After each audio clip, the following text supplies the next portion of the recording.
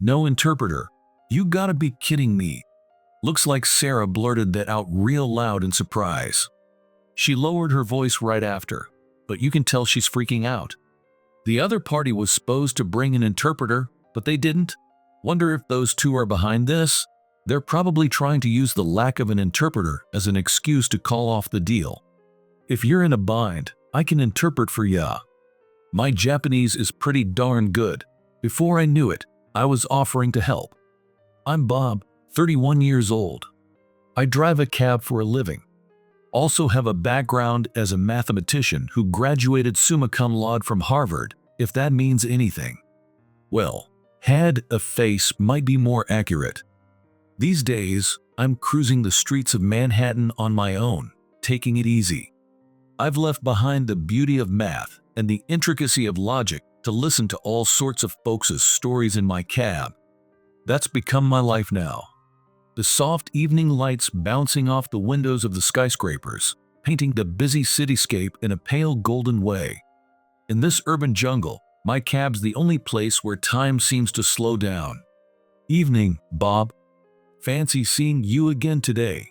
The one who hopped in was Sarah, a regular of mine. She's this young CEO of a startup, uses my cab pretty much every day.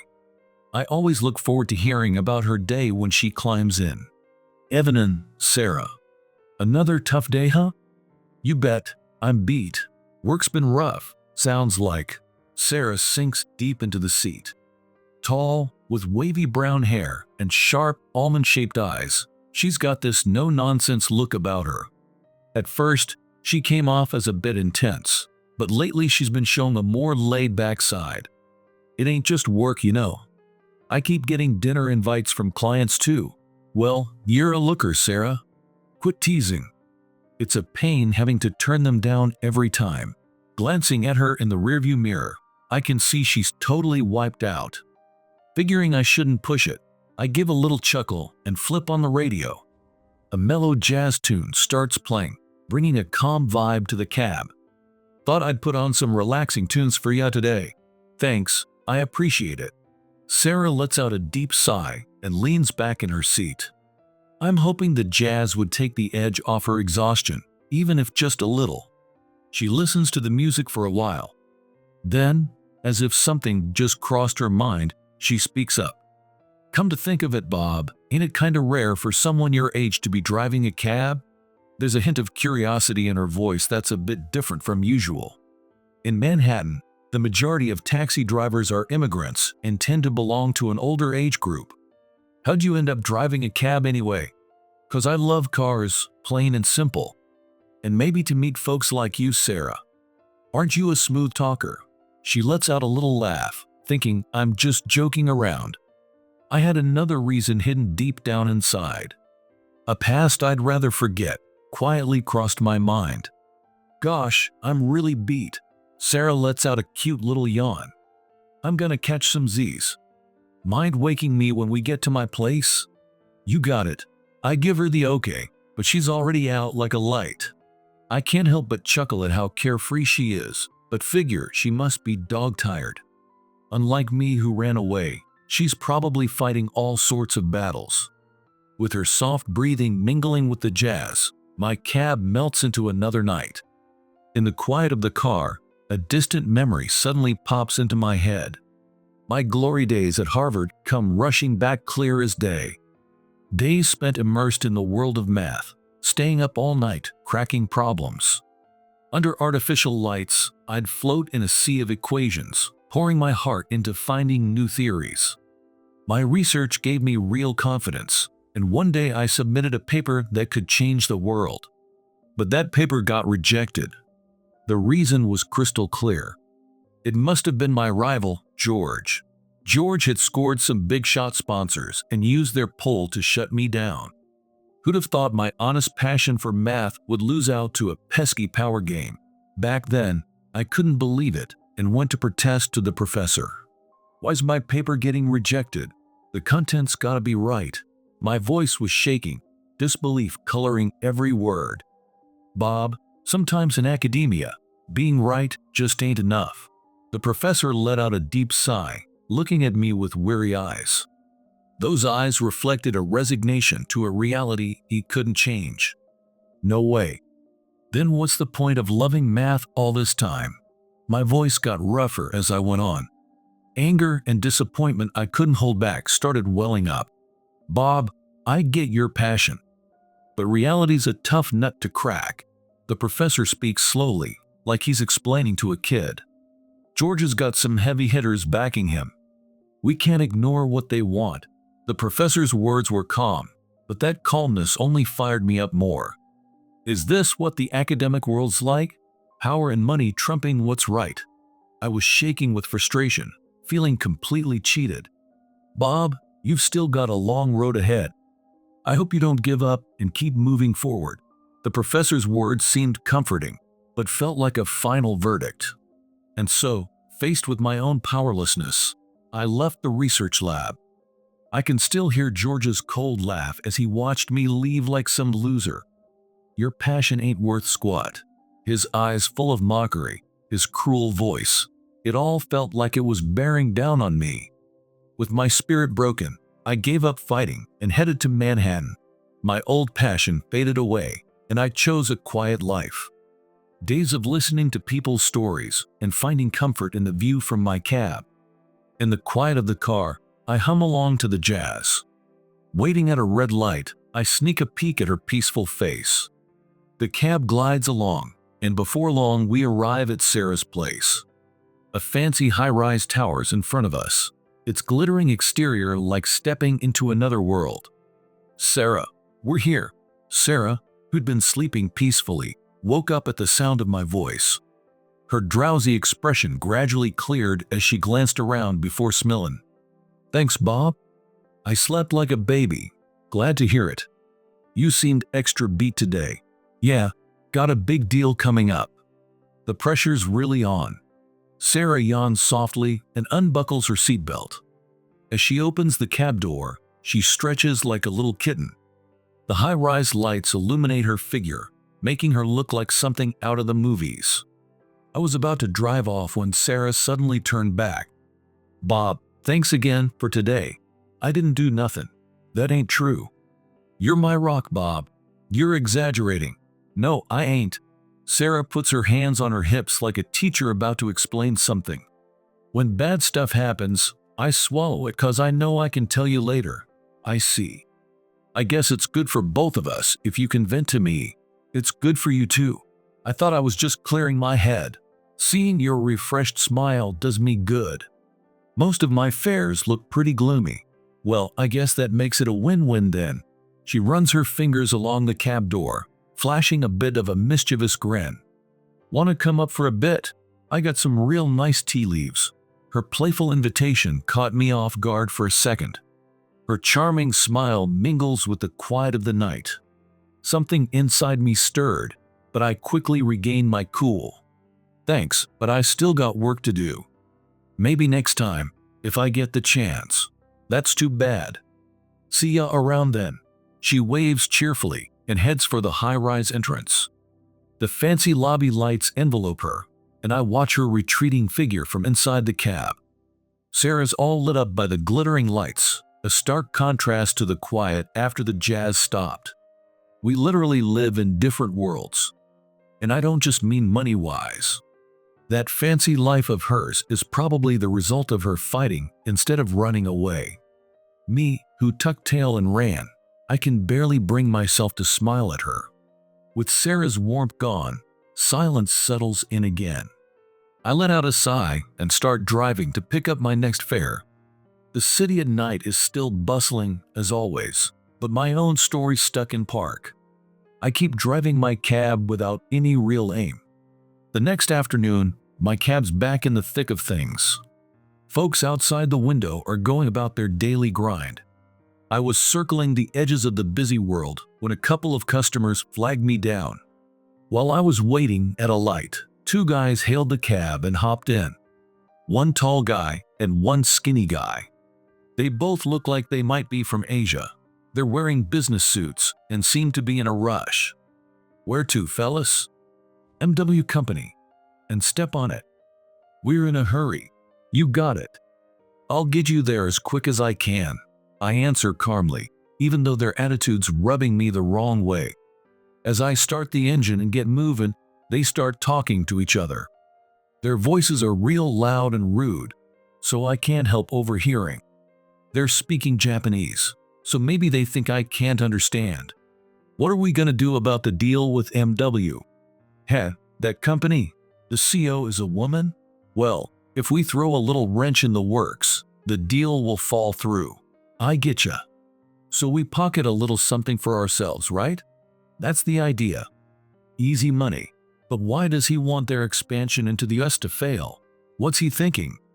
Apparently, an old rival of his might be in US. A rival? Yeah. So our boss doesn't want me getting too big in the US and maybe catching that rival's interest. He wants to keep the sponsorship deal all to himself, huh? What a small timer. They're laughing and shaking their heads dramatically. But this ain't no laughing matter for me. Their conversation giving me a bad feeling. W company's gotta be Sarah's company. So the big deal Sarah was talking about is probably what these guys are after. They're probably working their butts off over there, not knowing a thing. It's pretty funny when you think about it. You said it. It'll be fun teaching that young lady how rough business can be. I feel anger rising up, but I push it down. Saying something now wouldn't do any good. We've arrived. Humph. About time. You were crawling along. Our time's valuable, you know? When we get to MW Company, the two guys get out, grumbling all the way. I see them off with a plastered-on smile. Just as they disappear from sight, I get a message on my phone. It's from Sarah, asking for a ride to a business deal. Sorry for the sudden call. No problem at all. Thanks for your business. I answer Sarah's call and head right over to pick her up. Sarah climbs into the cab, looking tired. Where to? To the office, please. I've got an important deal. I see. So she does have a deal today. There's still a chance those two guys might cause trouble for Sarah, but there's also a chance it's completely unrelated. I can't just spill customer info, so I decide to drop a hint. By the way, is everything set for the deal? The deal? Everything should be ready. Sarah gazes out the window as we start moving. After thinking for a bit, she starts making a call. It's an important deal, so double-checking can't hurt, right? That's right. Better safe than sorry. If everything's fine, that's great. That's what I was hoping, but my optimism got crushed pretty quick. No interpreter. You gotta be kidding me. Looks like Sarah blurted that out real loud in surprise. She lowered her voice right after, but you can tell she's freaking out. The other party was supposed to bring an interpreter, but they didn't? Wonder if those two are behind this. What? They're insisting it's our responsibility to hire an interpreter, and they're blaming us. Oh no, what are we going to do? That two probably speak English too. Obviously, it's part of their business strategy to call off the deal, blaming the unavailability of an interpreter. If you're in a bind, I can interpret for ya.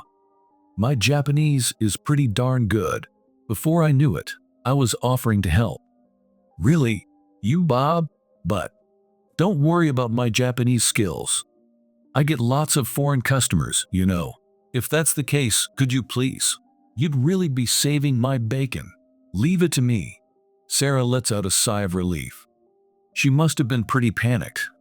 I kinda blurted it out without thinking, but it's too late for regrets now. Besides, seeing Sarah so relieved, there's no way I could back out now. After arriving at the company, I park the cab in the lot and we head inside.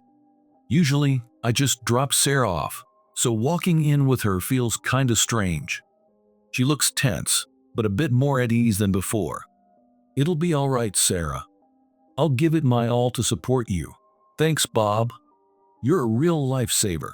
I managed to skim through the meeting materials earlier. When we enter the MW Company conference room, those two guys from the cab are already waiting. The tall guy and the skinny guy give us a look of disdain as soon as they see us. You're the interpreter? That's right. Pleased to work with you today. Humph, a cab driver as an interpreter. How amusing. They're sneering at us, but I keep my cool. The meeting starts with barely any greetings. Pleased to meet you. Likewise, little lady.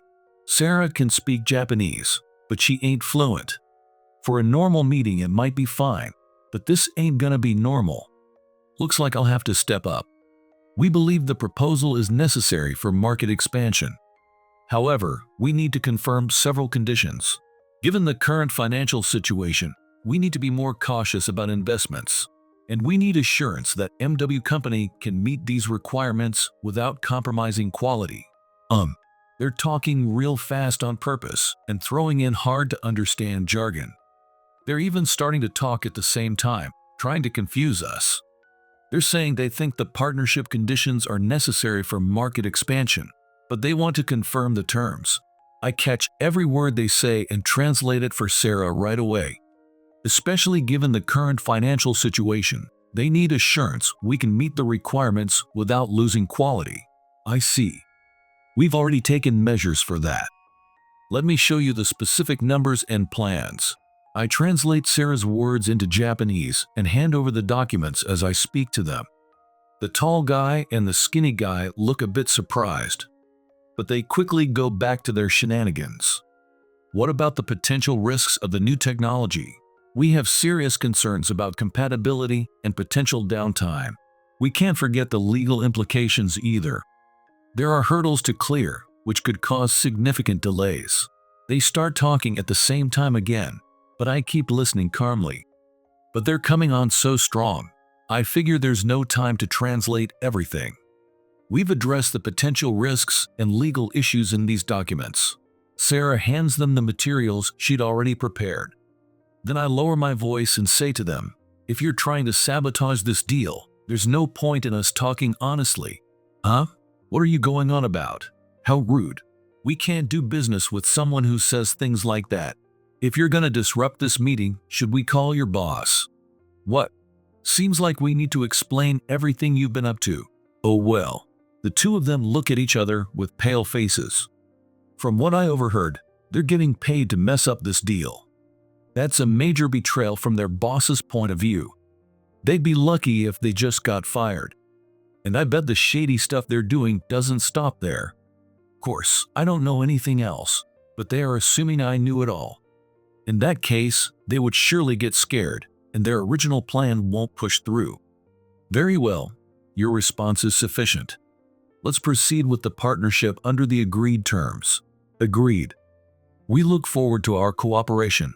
The two of them hurriedly soften their attitude and suddenly accept the contract. Sarah, who'd been watching our exchange with a puzzled look, breaks into a radiant smile as she realizes the deal's been made.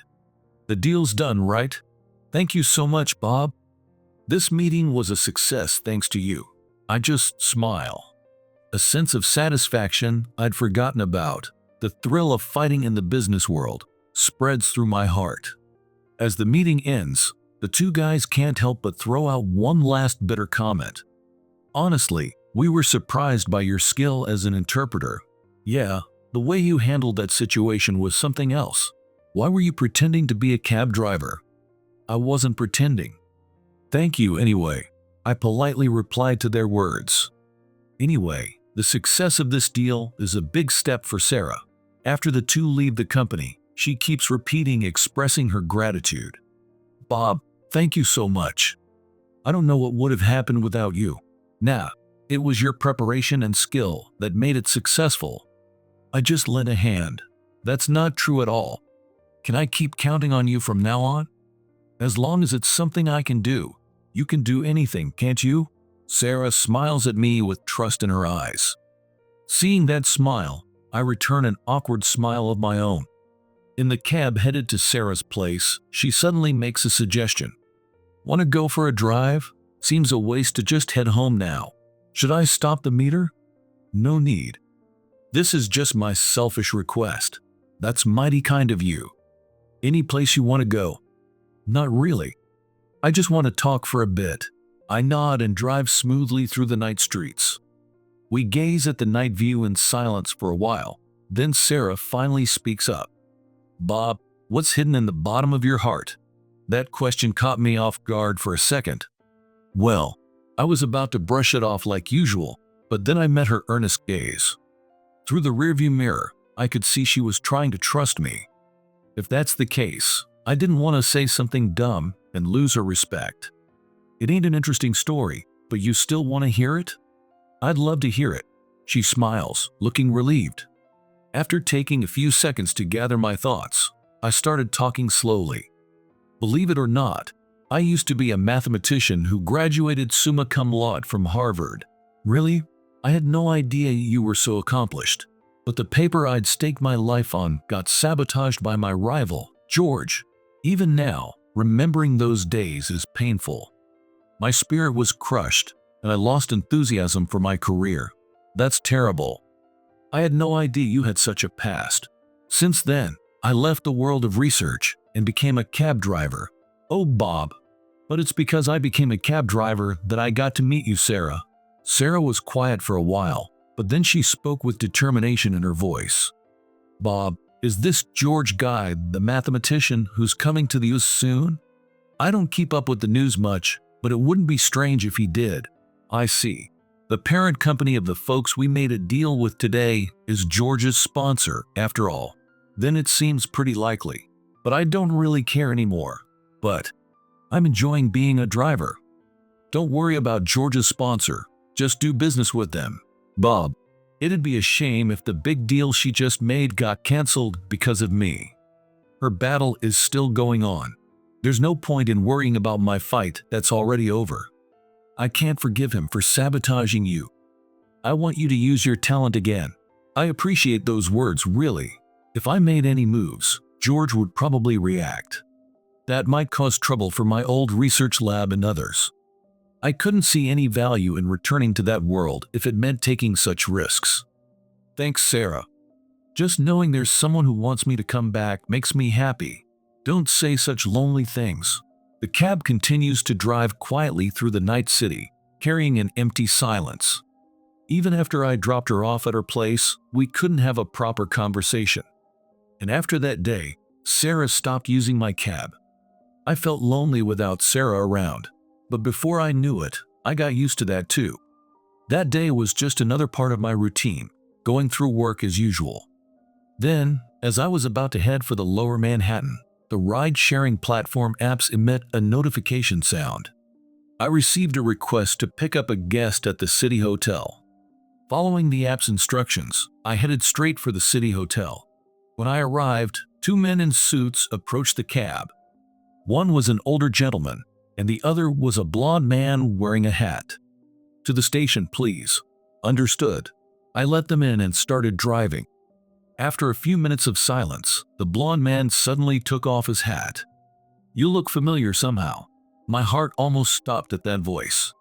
When I checked the rearview mirror, I recognized that face. It was George. George looked at my face, and his expression turned to shock. Bob, what are you doing in a place like this? Oh, you know each other? George answered with a sarcastic smile. Yeah, an old colleague. A man who ran away from the world of mathematics. I tried to keep my cool on the outside, but inside I was holding back my irritation. And whose fault is that? I see. That's right. You lost to me. I didn't lose. Mathematics lost to money. You think you represent the entire field of mathematics? That's quite the delusion. At least it's not as bad as your delusion of still being a mathematician. What did you say? George clicks his tongue in annoyance. I'm on TV, but I'm still doing research. What about you? What are you doing? I'm always solving math in my head while driving this cab. I might even solve some unsolved problems. Huh? What sore loser talk? Oh yeah, it's surprisingly quiet and a good environment. George snorted, but the older man listened with interest. So you're both mathematicians, eh? Mr. Spencer, Bob can't be called a mathematician anymore. Why are you so worked up? I'm just a bit curious. I'm not worked up. George looks out the window, clearly annoyed. Spencer, I think he was George's sponsor. By the way, what's your favorite number in mathematics? George answered immediately to the sudden question. 407. It's a 3-digit narcissistic number.